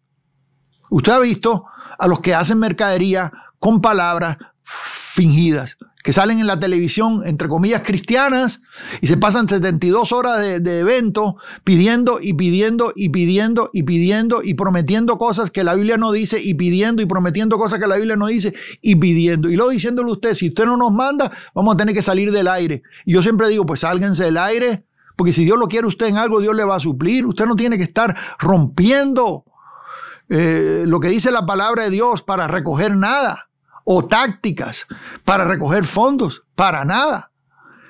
Dice, por avaricia harán mercadería de vosotros con palabras fingidas. Mercadería, amados, se vende, son mercaderes vestidos de ministros, mercaderes vestidos de ministros. Hay una advertencia. Entonces usted tiene que tener discernimiento. Usted tiene que tener discernimiento porque es necesario que tenga discernimiento. Sí, porque el Señor nos habla. El Señor nos dice, aquí en la guía de estudio le doy 2 textos más, se los voy a dar acá para pasar al próximo versículo. Dígame que se está gozando en esta hora, amados. Estamos cerrando el estudio bíblico del libro de Gálatas. Este es el capítulo 6, este es el último. Me da gozo que esté usted conmigo en esta hora, amados. Si usted es nuevo y no ha tomado los otros, cuando yo termino de aquí, váyase, tómenlo uno por uno. Ahí le vamos a dejar los enlaces para que usted tenga una comprensión completa del libro. Jesús habló sobre el asalariado. Dijo, yo soy el buen pastor. El pastor su vida da por las ovejas, mas el asalariado, y que no es el pastor, de quien no son propias las ovejas, ve al lobo y deja las ovejas y huye. Y el lobo arrebata a las ovejas y dispersa. Así que el asalariado huye porque es asalariado y no le importan las ovejas. No le importan las ovejas. Ahí está. Hace un tiempecito acá atrás, acá en San Diego, había un ministro que a mí me invitó a predicar. Y yo noté algo bien tremendo, que el hombre hacía un énfasis muy tremendo en el dinero, el dinero, el dinero, el dinero, el dinero. Siempre estaba pidiendo dinero, siempre estaba pidiendo el dinero. Se movió a un edificio más grande y era muy caro el edificio, porque tenía esa cuestión de grandeza cuando la congregación no era tan grande. Y eso es lo que sucede. Hay pastores que tienen ese espíritu de grandeza, esa necesidad de grandeza, y meten a las congregaciones en deudas. Y luego andan pidiendo de donde no hay y poniendo presión sobre los santos y recogiendo dinero para pagar el edificio. Pablo no tenía ese problema. La iglesia primitiva no tenía ese problema porque se reunía en casas y no tenían ese problema. Por eso yo hablo de la iglesia en casa, amado, bastante. Ahí tengo el seminario completo de iglesias en casa. Tómelo. Sí, una ventaja de la iglesia en casa es esa, amado, que no hay esa presión. La iglesia puede ocuparse de las viudas, de los huérfanos, de los pobres, para predicar el evangelio, para misiones, y no tiene que estar todo metiéndolo en la renta de la iglesia, en el edificio. Y este pastor se metió en este edificio y no tenía cómo pagarlo, y empezó a ir mal. ¿Y qué hizo? Se fue. Simplemente abandonó el rebaño y se fue para otro estado, dejó el rebaño abandonado por completo. Agarró a un muchachito que estaba ahí, lo puso de pastor y él se fue. ¡Qué escándalo! ¡Qué triste! En el momento que ya no había dinero, salió corriendo. Ese es el pastor asalariado. El asalariado ve al lobo venir y sale corriendo. El asalariado, cuando las cosas no van bien, sale corriendo y abandona el rebaño. ¿Me está siguiendo acá? El buen pastor no abandona el rebaño, pero tampoco lo trasquila. No le quita la lana a las ovejas y las deja desnudas. No funciona así, amados. ¿Me está siguiendo acá? El buen pastor alimenta el rebaño, alimenta a las ovejas. Es sacrificial en ayudar a las ovejas. ¿Me está siguiendo acá? ¿Es digno de su salario? Claro que sí. ¿Es digno de recibir algo? Claro que sí. Es digno de recibir, pero no es asalariado. Y esa es la diferencia. Usted tiene que tener discernimiento en esto, amado, para que no lo engañen. Sí, volvemos al texto aquí. No os engañéis, Dios no puede ser burlado, pues todo lo que el hombre sembrare, eso también segará. Y aquí vienen las leyes de la siembra y la cosecha, que también han sido muy mal usadas y abusadas en el pasado por los predicadores del falso evangelio de la prosperidad, que usan y transversan el texto para sacar beneficio propio, porque están prometiendo cosas que el Señor nunca dijo. Porque el que siembra para su carne, de la carne segará corrupción, y el que siembra para el espíritu, del espíritu segará vida eterna. Aquí te dice de qué estaba hablando, y no necesariamente o no directamente está hablando de dinero, aunque en otro lugar Pablo dice que siembra generosamente, cosecha generosamente. Hay algo en eso, pero aquí está concentrado en lo que es la carne y espíritu. Carne y espíritu. Otra vez, para que no tengamos nosotros duda en esto. Hay consecuencias naturales, aunque hay gracia y hay perdón de Dios, hay consecuencias naturales para aquel que siembra para la carne. Consecuencias naturales. Por ejemplo, un joven cae en pecado, digamos. Cae en pecado, va y se acuesta con una mujer, una muchacha sin estar casados, y a la mañana siguiente se arrepintió, cayó, resbaló.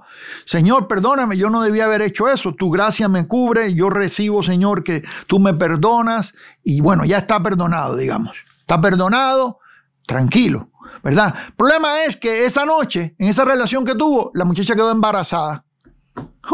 Ahora es padre sin estar casado. Ahora es responsable por un ser humano. ¿Me está siguiendo acá? Solo siguió la consecuencia. El ser humano no tiene culpa de lo que sucedió. El muchachito, la nueva criatura, no tiene culpa para nada. ¿Me está siguiendo? Pero ya los padres tienen un problema. O, digamos, no salió embarazada la muchacha, pero la muchacha tenía una enfermedad venérea y a él se le pegó y ahora tiene que lidiar con eso el resto de sus días. ¿Puede Dios sanarlo? Sí, Dios puede sanarle la enfermedad. Puede ser que no. Y tengan que lidiar con esa enfermedad venérea el resto de sus días, toda su vida. Por causa de haber caído y haber cometido un error. ¿Perdona el Señor? Claro que el Señor perdona. ¿Restaura el Señor? Claro que te restaura. Pero hay consecuencias naturales. Sembraste para la carne, de la carne vas a cosechar corrupción. Ahí lo dice el texto, ¿verdad? Ahora, hay que tener cuidado, porque a veces se convierte esto en una ley lineal y nos vamos a ir allá como a las religiones orientales, al karma, de que todo lo que tú hagas hay una ley de acción y reacción y no importa lo que hagas, esa ley siempre va a pasar. Tenemos que tener en cuenta nosotros la gracia de Dios, que a veces Dios en su gracia, en su misericordia interrumpe eso, ¿verdad? Y no siempre es lineal, no siempre es que va a haber acción y reacción. Hice algo y ahora tengo que esperar que me va a suceder algo. No, amado, usted no puede vivir así. ¿Por qué razón? Porque hay intervención de parte de la gracia del Señor. La gracia de Dios puede intervenir, ¿me está viendo acá? En un evento, en algo en tu vida, y esto, por misericordia, dice la Biblia, el castigo de nuestra paz fue sobre él para que tú no tengas que estar recibiendo el castigo. A veces nosotros tenemos la idea de que hicimos algo, fallamos en algo y obligatoriamente tenemos que ser castigados por lo que hicimos. Y ahí nos vamos a la ley. ¿Me está siguiendo acá? No, Cristo fue castigado en nuestro lugar para que tú no recibas ese castigo. Estamos hablando espiritualmente. Tu pecado es borrado. Pero lo que vas a recibir va a ser una cosecha natural.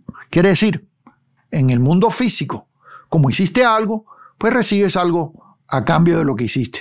Como el caso del ejemplo que le puse del joven. Y el versículo 9 dice, no nos cansemos.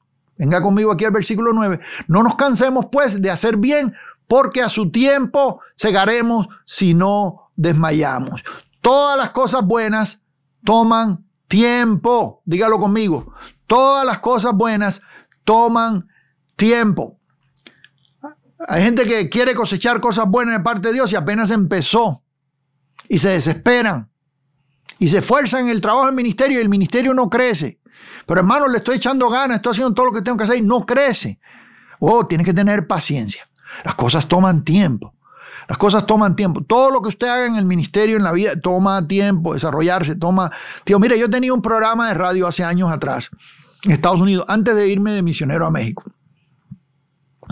Y ese programa de radio estaba creciendo grandemente, muy grandemente estaba creciendo el programa de radio. De tal manera que llegamos a cubrir por más de 70 naciones, creo que eran 72 países, donde predicamos el evangelio cada semana y nos llegaban cartas del mundo entero, hermano. El ministerio estaba creciendo tremendamente. Teníamos un estudio de radio y bueno, varios estados acá y la cosa creció. Y yo estaba predicando todo fin de semana. Yo tenía una campaña en algún lugar acá en Estados Unidos, viajaba de estado en estado, de ciudad en ciudad, predicando encuentros juveniles, todo eso, muy lindo, muy hermoso. Cuando nos fuimos a México, fuimos a empezar de nuevo. Nosotros dejamos todo eso para ir al campo misionero y en la próxima década el trabajo fue duro y no fue rápido.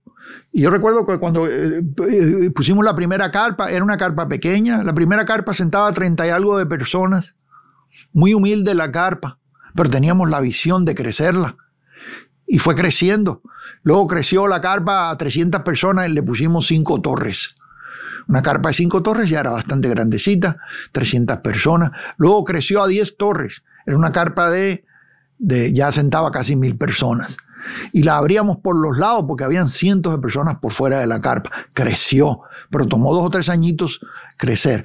Toma tiempo. Todo lo que tú hagas, toma tiempo. El labor de los eventos, la gente dice, hermano, usted está haciendo eventos grandes, ¿cómo? Denos la técnica. La técnica tienes que sufrir por algunos años, tienes que padecer, tienes que, ¿sabes qué? Crecer, Y eso toma tiempo. Toma tiempo. Las cosas buenas toman tiempo. El café bueno toma tiempo. El café instantáneo no es lo mismo que el café que usted tiene que colar, molerlo, ¿verdad? Díganme los colombianos, amén, por ahí, que saben mucho de café. En Gloria a Jesús, y es un café riquísimo. Dicho sea de paso, yo tomo café colombiano acá en Estados Unidos. Lo traemos lo compramos que viene de Colombia. Gloria a Jesús. Por eso, pues bueno, en Latinoamérica todos los países tienen lo suyo, claro. Pero dígame que el café bueno toma tiempo. Usted lo tiene que colar, meterlo en la cafetera, molerlo, colarlo, tenerlo, meterlo en la cafetera, ¿verdad que sí o no? Pero un café instantáneo, eso que es un polvito, usted calienta agua y le pone el café, o hierve agua y le pone el cafecito, no sabe igual, ¿cierto? Las cosas instantáneas no funcionan. En la vida es así, en el matrimonio es así, hermano. Las cosas buenas. ¿Sabe que un matrimonio, según va creciendo y va envejeciendo y van tomando los años, se pone mejor? ¿Sabe usted eso? Que los mejores años del matrimonio son los años de la madurez. ¿Usted sabía eso? ¿Usted piensa que los mejores años son cuando tienes 20 años de edad? No, cuando tú tienes 20 años de edad tienes mucha fuerza, tienes mucha energía, tienes unas hormonas ahí revueltas, ¿verdad? Pero no tienes nada de experiencia. Entonces todo es un mover sin orden. Pero cuando tú creces en el ministerio, en el matrimonio, bueno, las dos cosas, ¿no? Son paralelas, pueden ser paralelas. Tú creces en el matrimonio, según van pasando los años, esa relación va creciendo junta. Y hay confianza, hay intimidad, hay compañerismo, hay crecimiento. Sí, gloria a Jesús, porque toma tiempo. Dice Pablo, a su tiempo, dice, segaremos si no desmayamos. Dice el texto aquí, a su tiempo segaremos si no desmayamos. Así que según tengamos oportunidad, diga conmigo oportunidad. Dice Pablo, os faltaba, dice a los filipenses, la oportunidad. Querían ayudarlo financieramente a él, pero les faltaba la oportunidad. Cuando tú tengas una oportunidad, cuando veas una oportunidad, úsala. Sí, hagamos bien a todos. Según tengamos oportunidad, hagamos bien a todos. Y mayormente a los de la familia de fe. Otra vez Pablo aquí habla de comunidad. Tiene que haber una prioridad con la familia de fe. Aquí en esta porción del texto dice el verso 11, mirad con cuán grandes letras os escribo de mi propia mano. Aquí hay otra evidencia, otra posible evidencia de la enfermedad que Pablo tenía, que era una enfermedad de la vista, de los ojos. Yo tengo acá, mire, le voy a enseñar acá, en la guía de estudio, yo hice algún research, aquí, ¿cómo se dice? Una investigación sobre las posibilidades de que Pablo tenía una enfermedad de la vista. Y aquí, déjeme decirle acá, antes de irme acá, creo que lo tengo aquí abajo. Tengo aquí algunas referencias de varios libros de estudios donde muchos creen que el tipo de enfermedad que tenía Pablo era una enfermedad de la vista. Y hay varios libros aquí que yo cito. Aquí tengo 1, 2, 3, 4, 5 libros. Usted los puede encontrar por ahí, buscar los documentos, quizás traducir algunos están en inglés. Pero bueno, ahí puse las referencias de que posiblemente Pablo tenía una enfermedad. Y es posible que esa enfermedad, y aquí pongo algunos posibles nombres de la enfermedad de Pablo, en el verso 11, aquí está. Lo puse por aquí.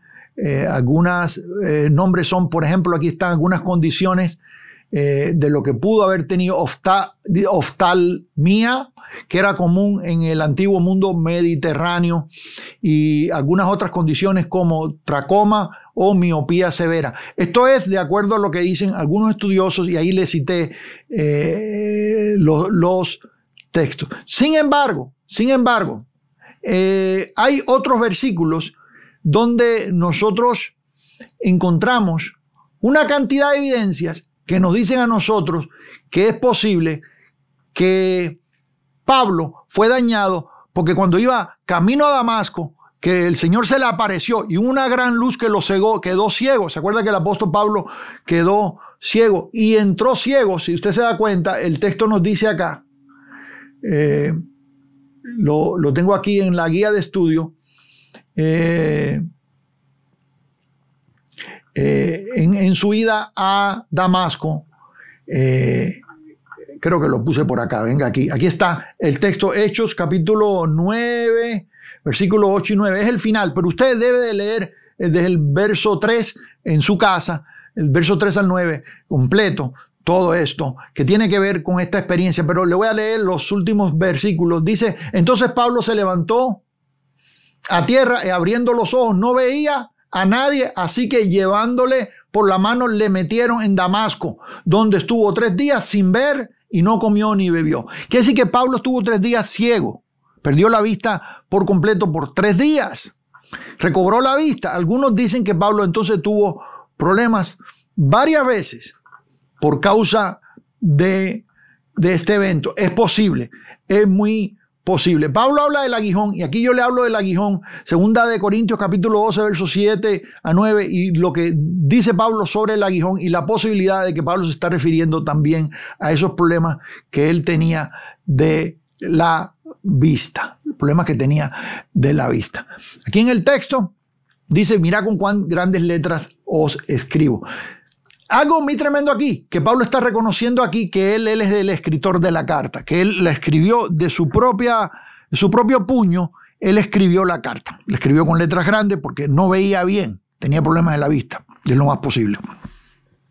Pero algo que está afirmando Pablo aquí, que él es el escritor. Y usted sabe que Pablo usaba escribanos, por ejemplo, a Tercio, ahí en el libro de Romanos capítulo 16, dice Tercio, dice ahí, yo Tercio que escribí la epístola os saludo en el Señor. Eso es versículo 22 de Romanos 16. Quiere decir que, pero al principio de la carta Pablo dice yo apóstol, o sea, Pablo apóstol de Jesucristo. Quiere decir que Pablo dice Pablo, apóstol, siervo de Jesucristo, dice al principio de la carta, capítulo 1, verso 1. Quiere decir que la carta es paulina, los romanos es de Pablo, está firmada por Pablo, es de Pablo. Sin embargo, usó a un escribano, alguien que escribía, alguien que redactaba lo que Pablo decía. En este caso de Gálatas, parece que Pablo, por lo menos esta porción, Pablo mismo la redactó. Quiere decir que él es el escritor y el redactor. Habían en los días antiguos escritores y escribanos. En otras palabras, estaba el autor y una persona que redactaba, o el redactor, creo que se puede decir en español. En este caso, Pablo, en Romanos, Pablo dictaba y Tercio redactaba. En el caso de Gálatas, por lo menos en esta porción, Pablo es el que escribe. Él mismo escribió, él redactó la carta con sus propias manos. Vino de su propia mano, ¿sí? ¿Me está siguiendo acá? Bueno, ahí le dejo eso para que usted estudie más. Verso 12, todos los que quieren agradar en la carne, estos os obligan a que os circuncidéis. Otra vez, amados, aquí otra vez está la circuncisión. Usted vio lo que hablamos en los capítulos anteriores. Vaya y revise los capítulos anteriores, porque hablamos del problema de que venían de Jerusalén a circuncidar a los gentiles. Ese era el problema, a judaizarlos. Y usted ve el encuentro que tiene Pablo con los de Jerusalén. Él lo describe ahí en el capítulo 2 de Gálatas, de cuando vinieron a Antioquía y estaban tratando de circuncidar a los gentiles, y Pablo les dice hipócritas, y a Pedro lo reprendió, dice que era de condenar y todo eso. Bueno, eso es porque la circuncisión, y de esto viene el concilio de Jerusalén. Ya le hablé de eso en el capítulo anterior, o uno de los capítulos anteriores, donde en el capítulo 15 de Hechos nos dice ahí que venían de Jerusalén a circuncidar a los gentiles y le decían, si no se circuncidan no pueden ser cristianos, no pueden venir a Cristo. Y Pablo fue a aclarar eso al concilio de Jerusalén. Ya todo eso lo tocamos, eso lo cubrimos ya. Usted lo va a encontrar ahí en los capítulos anteriores, ¿sí? Solamente para no padecer persecución a causa de la cruz de Cristo. ¿Por qué razón? Porque si se circuncidaban, por lo menos ya no tenían la presión de los judíos. Había una presión de los judíos que eran seguidores de Cristo, que venían de Jerusalén, en cuanto a circuncidar a los gentiles. Ellos le decían, primero tienes que hacerte prosélito judío, y luego, como muchos helénicos que se habían hecho prosélitos, eran judíos no por sangre, no por descendencia, sino porque se habían convertido al judaísmo. En cierta forma ellos le están diciendo a los gentiles, se tienen que convertir al judaísmo para entonces poder seguir a Cristo, lo cual es incorrecto. Pablo reprende esto y cambia por completo esa manera de ver las cosas. En el mundo gentil él predica un evangelio donde no hay necesidad de ir al judaísmo primero, tú puedes directamente venir a Cristo. Sucede que los que se circuncidaban pues ya no tenían la presión de Jerusalén, no tenían la presión de las columnas de quien él habla, incluyendo a Santiago, Jacobo, que enviaba gente de Jerusalén a circuncidar a los gentiles. En otras palabras, por no padecer persecución de parte de los judíos. No se equivoquen esto, porque la persecución no venía ni de los romanos, no venía de los romanos, porque a los romanos no les interesaba si tú te circuncidabas o no te circuncidabas. Para ellos eran ausentes a eso. A los romanos lo que les interesaba era que los judíos pagaran sus impuestos, que pagaran sus taxis, sus contribuciones. Eso es lo que les interesaba a ellos. A ellos no les interesaba de qué manera practicaban su religión. ¿Me está siguiendo acá? Pero bueno, de eso yo he hablado ya bastante antes. La persecución venía de parte de los judíos que estaban en Jerusalén. Verso 13, porque ni aún los mismos que se circuncidan guardan la ley. Usted sabe esto, yo se lo expliqué también anteriormente en la carta. No es posible guardar la ley. Los que dicen que la guardan, no la guardan. Santiago dice, capítulo 1, verso 10, que si rompen una cosa en un punto, dice, eres culpable de haber roto toda la ley. Eso se lo expliqué anteriormente. Pablo habla de la hipocresía de ellos aquí. Dice, pero quieren que vosotros circuncidéis para gloriarse en vuestra carne. ¿Por qué carne, amado? Porque la ley es un pacto de la carne, es un esfuerzo humano, carnal, por tratar de guardar algo, para tratar de conseguir algo por tus propias fuerzas. El que haga estas cosas vivirá por ellas, dice la ley. Entonces, ¿se acuerda que le dije a Pablo? Pablo dijo, yo de algo, si tengo algo de qué gloriarme en la carne, dijo gloriarse en la carne. En la carne tengo de qué jactar o de qué gloriar. Circuncidado al 8º día,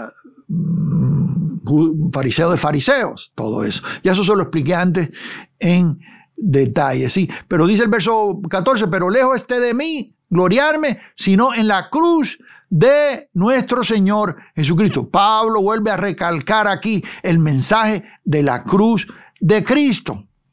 Los judíos piden señales, los griegos buscan sabiduría, mas nosotros predicamos a Cristo crucificado. Ya le expliqué anteriormente lo que significa predicar a Cristo crucificado. Que es decir, Jesús después de la cruz, no en los días de su carne, porque Jesús nació de mujer, dice la Biblia, bajo la ley, dice el texto, nació de mujer bajo la ley. Jesús fue circuncidado al 8º día, guardó la ley, fue un judío bajo la ley, hasta que muere. Una vez que muere, ahí se acabó el judaísmo, hermano. Hablando legalmente. Jurídicamente se acabó, porque ahí entró la nueva economía de Dios, ahí entró la gracia de Dios. Pero mientras el testador está vivo, dice el texto, no puede entrar en acción el testamento, dice Hebreos. Pero con la muerte del testador, el testamento entra. Y eso fue lo que sucedió. Jesús es el testador. El testamento entró en su muerte. Quiere decir que el Nuevo Testamento en realidad comienza con la muerte de Jesús. Usted lee en sus Biblias que dice Nuevo Testamento y comienza con Mateo 1. No, amados. Mateo 1, Mateo, Marcos, Lucas, Juan, los 4 evangelios, los 3 evangelios sinópticos y el evangelio universal de Juan. Estos son evangelios históricos, hablan de la historia, de lo que hizo Jesús en los días de su carne. Todavía estaba la ley presente. Quiere decir que cuando usted está leyendo Mateo, Lucas, Marcos, Juan, usted todavía está leyendo bajo el antiguo pacto. El antiguo pacto estaba en pie. Los rudimentos de la ley estaban en pie. Y los que estaban ministrando conforme a las herramientas que tenían a la mano. ¿Me está siguiendo acá? Cuando Jesús muere y entra en acción el Nuevo Testamento, es decir, el nuevo pacto que entra en acción con la muerte del testador, en ese momento entramos en cosas nuevas. ¿Qué sucede? Que las herramientas ahora ya no son los rudimentos antiguos. Jesús dijo, toda potestad me es dada. Anteriormente el diablo no había sido destruido. Ahí estaban los discípulos echando fuera demonios y con las herramientas que tenían a la mano. Pero Jesús en su muerte destruyó al que tenía el imperio de la muerte. Hebreos capítulo 2, verso 14. El diablo fue destruido. Dice que venció a las potestades y a los principados. Teniendo poder, los venció completamente. Venció. Ahora es el juicio de este mundo, dice Jesús. Ahora el príncipe de este mundo será echado fuera, y lo anuncia. Eso es lo que sucedió. ¿Sí? Entonces, ¿qué sucede? Que en el nuevo pacto nosotros ahora entramos en el reposo. Capítulo 4 de Hebreos. Los que hemos creído, verso 3, entramos en el reposo. ¿Por qué razón? Porque reposamos en nuestras obras de la misma manera que Dios reposó de sus obras. Ese es el evangelio, el mensaje de la cruz. Cristo crucificado. Entonces, dice aquí, lejos esté de mí, dice, pero lejos esté de mí gloriarme, sino en la cruz, otra vez, de nuestro Señor Jesucristo, por quien el mundo me es crucificado a mí y yo al mundo. Ahí está, amados. Completamente. Sí, porque en Cristo Jesús ni la circuncisión vale nada, ni la incircuncisión, sino una nueva creación. No vale nada, y ya se lo expliqué antes, creo que fue en el capítulo anterior, porque nosotros tenemos la circuncisión del corazón y no de la carne. El Señor quitó ese corazón de piedra que teníamos y puso un corazón donde ha escrito Él sus mandamientos. Los mandamientos no están escritos en piedra, están en nuestro corazón y en nuestra mente. Por eso nosotros podemos discernir entre el bien y el mal, porque esa ley de Dios está escrita en nuestra mente. ¿Me está siguiendo? Acá. Entonces ya la pared divisora fue destruida. Judíos y gentiles vienen a Cristo de la misma manera. Sí, no hay dos maneras, no hay dos fórmulas, no pueden venir ellos guardando la ley y nosotros por medio de la gracia. No funciona así. Todos tenemos que entrar por gracia. Una sola manera para ambos pueblos. Dice la Biblia que de los dos hizo uno. Gloria a Dios que hay salvación para Israel, pero la salvación viene por medio de Jesús. Verso 16, y a todos los que anden conforme a esta regla. ¿Cuál es esta regla? Es la regla de Pablo. Yo dedico una serie acá en el canal a hablar de la manera, se llama La Manera de Pablo. Hablo de lo que es el evangelio de la gracia. Cómo Pablo explica este evangelio de gracia, conforme a esta regla, conforme al evangelio que predico entre los gentiles. Expuse a los que tenían cierta reputación de ser, dice, el evangelio que predico entre los gentiles. El evangelio dice ahí, comenzando el libro de Gálatas, que me fue dado por revelación. Sí, los que tenían cierta reputación de ser, nada me enseñaron. Él no lo aprendió de los que estaban en Jerusalén. Él no lo aprendió de los 12 apóstoles.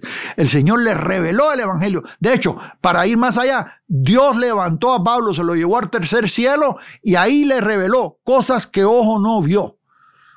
Le reveló el evangelio de la gracia en detalles para que viniera y lo explicase. Por eso es que el evangelio es explicado. ¿Me está viendo acá? Es explicado. Sí, paz. Y aquí está el saludo en el nuevo pacto, paz y misericordia sea a ellos y al Israel de Dios. Dedico un video completo a hablar del Israel de Dios. Le explico por qué nosotros somos el Israel de Dios en este nuevo pacto. Búsquelo en el canal. Tenemos tanto material que usted puede ser, su vida espiritual puede ser enriquecida. De aquí en adelante nadie me cause molestias. Esto lo he dicho yo varias veces. Esto es un texto que a mí me trae mucha fuerza, porque usted sabe que en esta carrera uno es perseguido, hermano. Los legalistas, los que predican mezcla, los que lo tienen a usted asustado entre ley y gracia todo el tiempo. Esa gente se enoja conmigo. A mí me escriben cartas feas. Claro que es como un chícharo, un plato, ¿no? Porque yo recibo cartas, yo le digo a mi esposa, a veces me salen las lágrimas, yo recibo cartas, textos, ¿cómo se dice? Emails, correos electrónicos de muchos de ustedes que me dicen esto está cambiando mi vida, esta palabra está cambiando la manera en que yo veo las cosas, soy libre, puedo caminar en libertad, en la libertad del evangelio, tengo gozo, ya no ando asustado, ya no ando condenado, ya no ando con culpabilidad, verdaderamente estoy en la plenitud de lo que es vivir, reinar en vida, como dice Pablo ahí en Romanos, sí. Pero hay gente que lo molesta a usted, hijos de desobediencia, ingratos, que hay por ahí legalistas que todo el tiempo están molestando y esa gente lo ofenden a uno. Algunos van de pasada, ofenden, tiran su bombita ahí y luego siguen de carrera. Pero, ¿a qué? No se los tomo en cuenta porque los pobres están en desconocimiento, están en desobediencia. Sus ojos no han sido alumbrados. Más bien oro por ellos para que el Señor alumbre los ojos de su entendimiento y sean libres. Sí, pero de aquí en adelante nadie me cause molestias. No me estén molestando por cosas verdaderamente no me molesten. Hay cosas que a mí antes me afectaban, a mí no me afectan por la gracia de Dios. ¿Sabe qué? Critiquen, lloren, pataleen, digan lo que digan. It doesn't make any difference. No funciona. Acá no funciona. Porque yo traigo en mi cuerpo las marcas del Señor Jesús. No me molesten porque yo estoy marcado. No me molesten porque yo he sufrido, porque he padecido por el Evangelio. Yo le voy a decir lo mismo en esta hora. No me molesten porque llevo más de 40 años padeciendo. Llevo más de 40 años predicando esta palabra, donde no me han podido comprar. No me han podido mover. Me estás haciendo acá por la misericordia de Dios, porque Dios ha estado con nosotros y nos ha respaldado en todo lo que hemos hecho. Entonces no me moleste. No me moleste. ¿Por qué razón? Porque yo tengo las marcas, dice Pablo. En el caso de Pablo, él tenía marcas de verdad. A mí no me han torturado. A mí me han encerrado en Latinoamérica un par de veces por ahí. Una vez en México nos encerraron por ahí por predicar el Evangelio. Una vez en Venezuela también me andaban interrogando allá la gente de Chávez. Porque acusando de cosas, de que espía, de que sé cuántos disparates hay. Yo estaba ahí nomás para predicar el Evangelio. Hicimos unos buenos festivales en la amada Venezuela. Y estamos orando a Dios que un día o seamos nosotros o sean los que estamos enseñando y preparando que vayan y otra vez vuelvan a ser mucho mayor y con más gloria de lo que se hizo antes, ¿no? Y yo sé que eso va a suceder. Estamos orando por Venezuela, amada. Pero le digo, eso no se puede comparar. A mí no me torturaron. A Pablo lo torturaron. A Pablo con látigos. Lo golpearon, lo dejaron por muerto. Pablo sí padeció. O sea, dice, no me moleste porque yo traigo las marcas. Y aquí viene la bendición final, el versículo 18. Muy linda esta bendición. Dice, hermanos, la gracia de nuestro Señor Jesucristo sea con vuestro espíritu. La gracia del Señor Jesucristo sea con vuestro espíritu. Un saludo hermoso. Si usted no es parte de la comunidad del jueves, amados, mire, hágase miembro de la comunidad y yo le voy a regalar este librito y tiene bastante información aquí y mire, tiene recursos, materiales a todo color gratis que usted puede descargar y ser parte de todo. Inclusive si usted tiene alguna pregunta sobre la doctrina, el ministerio, lo que hacemos, todo está ahí y puede ser de bendición y edificación para su vida. Le digo algo más antes de irnos. Aquí concluimos la carta a los Gálatas. Seguimos, tengo en planes hacer una serie sobre las epístolas de la prisión o prisiones en plural. Todo lo que Pablo escribió mientras estaba prisionero y vamos a ir otra vez en cada carta, en cada epístola, vamos a ir capítulo por capítulo, versículo por versículo, porque yo sé que esto trae crecimiento y usted me ha dicho que esto trae crecimiento. Mientras tenemos otras series que vienen en estos días y yo espero que usted esté con nosotros el próximo jueves. Bendigo sus vidas, seguimos adelante, bendiciones de lo alto.